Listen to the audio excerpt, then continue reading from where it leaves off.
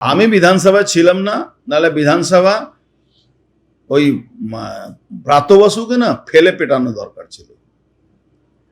ভারতবর্ষের সংবিধানের, ভারত দেশের এগেনস্টে বাংলাদেশের তুলনা ভারত সঙ্গে করবে, এই ব্রাত বসুর মতন দেশদ্রোহী লোকদেরকে ওখানে ফেলে পেটানো দরকার ছিল বিধানসভার মধ্যে।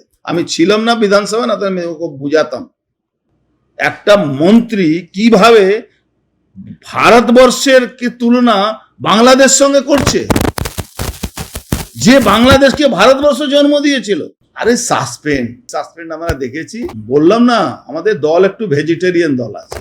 এই বাংলা আবার ভেজিটেরিয়ান মানে না কেউ।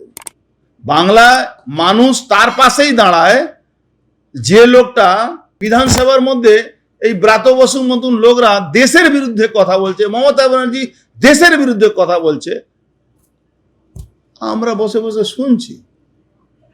আরে দেশ তো আগে।